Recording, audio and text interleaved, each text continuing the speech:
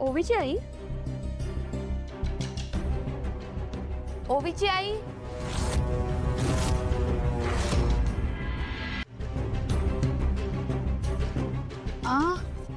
तुम्ही गाता का हो? नाही, मी नाही गात. मला तर सुरांमधलं सारेगम सुद्धा कळत नाही. कमाल आहे. ओवी किती सुंदर गाते. हो.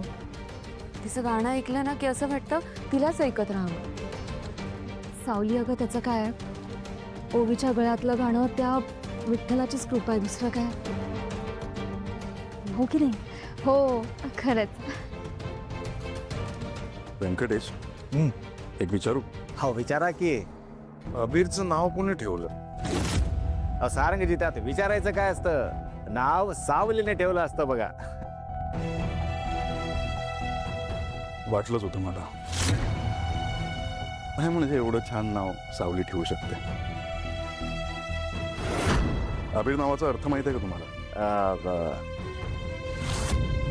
अर्थाचा विचारच केला नसतो बघा. ते नाव आधी सावलीला आवडलं असतं.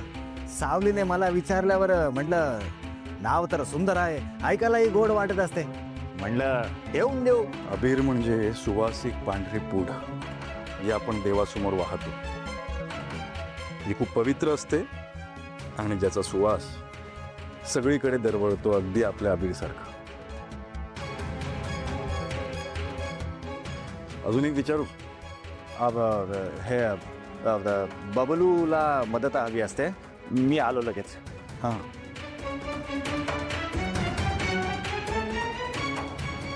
ओवीची आई, तुम्हाला माहिती आहे ना, ओवीला डार्क पिंक कलर अजिबात आवडत नाही.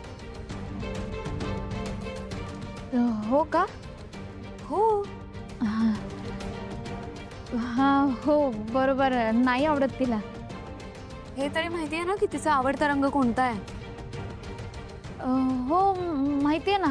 पण काय ना, ओवीचं तिची रोज आवड बदलतच असते आणि तिच्याकडे सगळ्या रंगाचे कपडे आहेत ना, त्यामुळे.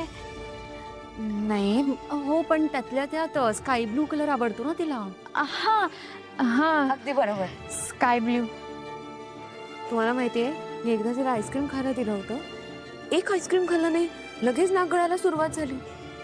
हो, खरंच. हा, आईस्क्रीम खाल्लं ना की तिला लगेच सर्दी होते. फक्त सर्दी नाही, खोकला सुद्धा होतो. हो. हो का? हो. हा, खोकला पण होतो. आणि आमच्या अबीरचाही सेम आहे.